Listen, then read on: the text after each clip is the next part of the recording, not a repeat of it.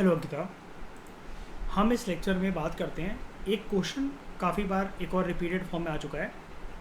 Examine the methods of determining salary structure. देखो, हम जो भी इस MPA 014 के अंदर पढ़ रहे हैं, हम यही पढ़ रहे हैं कि एक एम्प्लॉई है, एक एम्प्लॉयर है।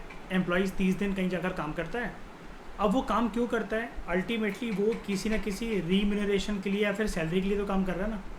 एक बात याद रखना, क्वेश्चन के अंदर सैलरी वर्ड ना मेंशन हो तो अगर सैलरी वर्ड ना मेंशन हो तो रीम्यूनरेशन वर्ड मेंशन होगा। रीम्यूनरेशन वर्ड मेंशन ना हो तो सैलरी वर्ड मेंशन होगा। मतलब इसका एक ही है, कंटेंट हमें एक ही लिखना है, ठीक है। रीम्यूनरेशन का बेसिकली ये मतलब होता है कि आपको कुछ किसी ना किसी जगह पर काम करने का कोई ना कोई इंसेंटिव मिला है। इंसेंटिव जनरली आप किस फॉर्म में लोगे कि आपको क्या वहाँ पर आपकी पूजा करी जाए, आपकी आरती उतारी जाए, आप कहोगे भाई मुझे कुछ चीज़ें भी देनी चाहिए, मुझे हाथ में बस पैसा पकड़ा दो, जो मैंने तुम्हें 30 दिन जो अपना लेबर दिया है, अपनी सर्विस दी है, उसके बदले में मुझे कुछ चाहिए पैसा, ठीक है। अब ये सैलरी या वेज होती क्या है? देखो, सैलरी या जो वेज होती है इसको फ्रिक्वेंटली ऐसा बोला जाता है, ये एक आवरली रेट होता है। हमारे देश के अंदर तो घंटे के हिसाब से नहीं मिलता। ये बेसिकली एक पेमेंट होती है जो एक इंडिविजुअल अपनी जिस जगह पर सर्विस देता है उसको बदले में जो सैलरी मिलती है। और जर्नली पूरे वर्ल्ड में राइटर खुद कह रहा है कि जर्नली जिसको एक्सप्रेस करा जाता है कि सैलरी जो मिलती है as a form of monthly rate, उसको बोला जाता है सैलरी या फिर वेज, ठीक है। अब जैसे जैसे आपका वो खुद भी बोल रहा है कि जिस प्रकार की आप इंडस्ट्री में काम कर रहे हो, जिस प्रकार के आप एंटरप्राइज में काम कर रहे हो, जिस प्रकार के आप रीजन या फिर देश के अंदर रह रहे हो, वहाँ पर आपका वेज स्ट्रक्चर बदलता रहता है। यानी कि अगर आप इंडिया के अंदर मैकडोनल्ड्स के अंदर काम कर रहे हो तो आपका जो वेज स्ट्रक्चर है वो बहुत डिफरेंट होगा एज़ कम्पेयर टू अगर आप सेम मैकडोनल्ड में काम कर रहे होते लेकिन USA के अंदर, ठीक है। तो ये चीज़ याद रखना। अब हमारा क्वेश्चन क्या था, यहाँ पर देखो, examine the methods of determining salary structure. Methods of determining salary structure, ये रहा टॉपिक हमारे सामने। Various methods of determining salary structure, है ना। तो यहाँ पर हम देखते हैं सैलरी स्ट्रक्चर मतलब बेसिकली क्या है कि जो सैलरी है आपकी कितनी होगी या किस बेसिस पर डिटरमाइन होगा। तो ये डिटरमाइन वेरियस फैक्टर्स के बेसिस पर करा जाता है, लाइक एजुकेशन, पर्सन की ट्रेनिंग, उसका एक्सपीरियंस, इन सब के बेसिस पे करा जाता है। लेकिन अगर हम इसको प्रॉपर तरीके से पॉइंट वाइज लेकर आएँ तो नंबर 1 पैरामीटर है जॉब इवैल्यूएशन। आप किस तरह की जॉब कर रहे हो, वहाँ पर आपके जॉब का पर्पस क्या है, रिक्वायरमेंट क्या है, उसके बेसिस पर उस प्रकार की जॉब का एक रेट निकल कर आएगा, एक वेज रेट निकल कर आएगा। बेसिकली इसको रेट नहीं बोलना चाहिए, वेज रेट बोलना चाहिए। हर प्रकार की जॉब के एक अलग रेट होते हैं, ठीक है।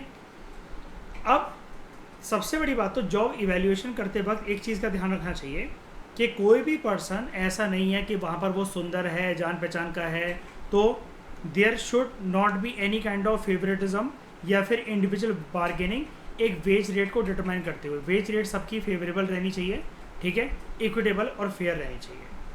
अब यहाँ पर एक चीज़ आती है जॉब इवैल्यूएशन के टाइम पर जिसको हम लोग कहते हैं ऑक्यूपेशनल डिस्क्रिप्शन। ये ऑक्यूपेशनल डिस्क्रिप्शन का मतलब बेसिकली ये है, आपकी वेजेस, आपकी सैलरी अंकिता वैसे बढ़ती चली जाएगी जिस प्रकार के आपके ड्यूटीज़ और टास्क जो आपको दे रखे हैं।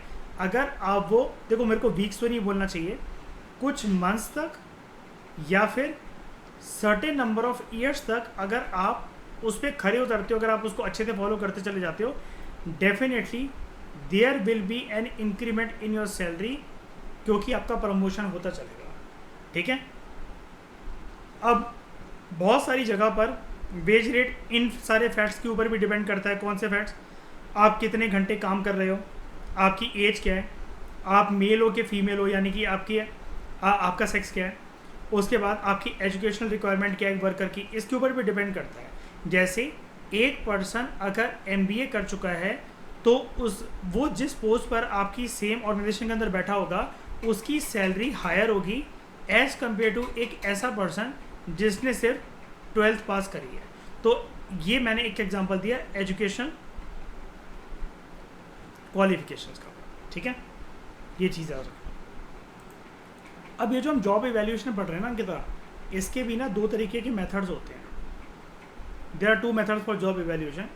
एक होता है non analytical method. Non analytical method के अंदर एक ग्रेड हिरार्की स्टैब्लिश होती है पूरे के पूरे आपके ऑफिस के अंदर, ठीक है।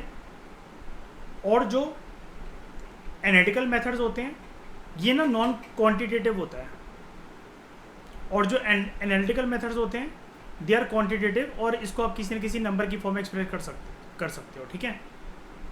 यहाँ पर लिखा हुआ है जो छोटे छोटे ऑर्गेनाइजेशंस हैं वो नॉन एनालिटिकल मेथड को प्रेफर करते हैं as compare to analytical method जो कि लार्ज ऑर्गेनाइजेशन के द्वारा प्रेफर किया जाता है। लेकिन यहाँ पर अभी हम क्या जान रहे हैं, non analytical methods that is job ranking methods and job classification methods. ये क्या क्या होते हैं, एक होता है job ranking method. Non analytical method याद रखना ये एक स्मॉल ऑर्गेनाइजेशंस के द्वारा यूज़ करे जाते हैं। अभी हम एनालिटिकल मेथड्स को भी देखेंगे, एंड उसके अंदर एक है जॉब रैंकिंग मेथड। ये जो जॉब रैंकिंग मेथड है ना, बेसिकली हम अलग अलग जॉब्स को रैंक करते हैं कि कौन सी जॉब बेटर है, कौन सी जॉब बेटर नहीं है, ठीक है। तो एक जॉब की बेसिकली हम लोग यहाँ पर वर्थ को पता लगाने की कोशिश करते हैं बड़े सारे फैक्टर्स के बेसिस पर, यानी कि एक स्किल की जजमेंट के बेसिस पर, इंडिविजुअल का एफर्ट कितना लग रहा है वहाँ पर, फिजिकल और मेंटल रिस्पॉन्सिबिलिटी कितनी होगी, उसकी सुपरवाइजरी रिस्पॉन्सिबिलिटी होगी या फिर नॉर्मल वो एम्प्लॉय होगा, और वर्किंग कंडीशन क्या होगी। तो ये है जॉब रैंकिंग मेथड। फिर दूसरा होता है जॉब क्लासिफिकेशन मेथड, ठीक है। ये बेसिकली कुछ नहीं है, राइटर कह रहा है ये ऊपर वाले मेथड से डिटरमाइंड है। जॉब क्लासिफिकेशन मेथड के अंदर आपको देखना क्या है, कोई दो जॉब्स जो कि आपको अच्छी लग रही हैं उनमें से जिसको आप एक चुनते हो तो आपने बेसिकली अपने माइंड के अंदर उसको क्लासीफाई करा है।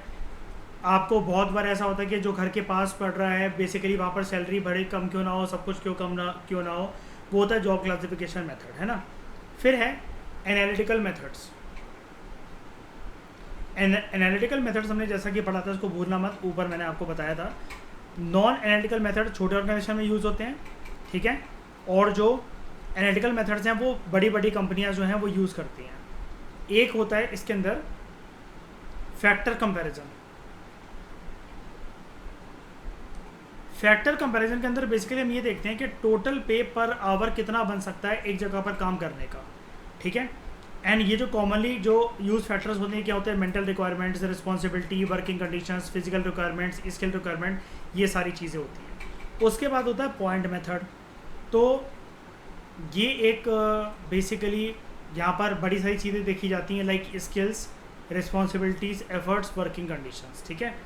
स्किल के अंदर इन्होंने डिफाइन कर रखा है लाइक आपका एक्सपीरियंस, एजुकेशन, एबिलिटी कितनी है। रिस्पॉन्सिबिलिटी के अंदर आप नॉर्मल एम्प्लॉई हो या फिर आपका कोई सुपरवाइजरी रोल है। एफर्ट आपका फिजिकल या मेंटल लगेगा, और वर्किंग कंडीशन यानी कि वो जगह कहाँ पर है, वो उसके अंदर क्या है, कोई हजार्डस पटाखों वगैरह बनाने वाली फैक्ट्री का कोई काम तो नहीं है, या फिर एनवायरनमेंट के अंदर कोई एक्सट्रीम कंडीशन तो नहीं है। ये सब के बेसिस पर एक जगह की जो सैलरी होती है वो डिटरमाइन होती है, ठीक है। और यहाँ पर एक फिफ्थ पे कमीशन की रिपोर्ट के बारे में कुछ बता रखा है, इसको देखने की कोशिश यहाँ पर मत करना इस क्वेश्चन के अंदर, क्योंकि यार ये ओल्ड डेटा है। अब तो 15 फाइनेंस कमीशन चल रही है, तो ये बहुत पुराना डेटा है यहाँ पर जो उन्होंने कोट कर रखा है। ऊपर वाला इतना नॉर्मल तरीके से याद आपको करना है, ये सारी हेडिंग्स के साथ इतना काफ़ी आपके लिए। छोटी सी चीज़ है, बस थोड़ी सी हेडिंग्स इसके अंदर ज़्यादा है, उन हेडिंग्स को याद कर लेना। तो ये हमने क्वेश्चन डिस्कस करा Ankita, what are the prominent methods of determining salary structure. बहुत ही जल्द हमारे एक दो टॉपिक और रह गए और उसके बाद MPA 014 की बुकलेट हमारी कंप्लीट हो जाएगी, क्योंकि हमें सारे टॉपिक्स को टच नहीं करना है। हमें बस ये है कि प्रोमिनेंट टॉपिक्स जैसे बहुत सारे आ रहे हैं और जो भी वो कह रहा है कि इनमें से कोई भी 4 क्वेश्चन करो, 5 क्वेश्चन करो, तो हमें वो पता होना चाहिए कि हाँ भाई इस सेक्शन में से अगर इतने क्वेश्चन निकलेंगे तो हम उसको अटेम्प्ट कर देंगे। एंड किसी क्वेश्चन के बारे में कोई आइडिया ना भी हो तो जितना पढ़ के गए हैं वहाँ पर अपना बनाकर आंसर लिख सकते हैं, क्योंकि घुमा फिरा के बाद ये ह्यूमन रिसोर्स मैनेजमेंट के अंदर सिमिलर सी बात है। तो thank you very much for discussion.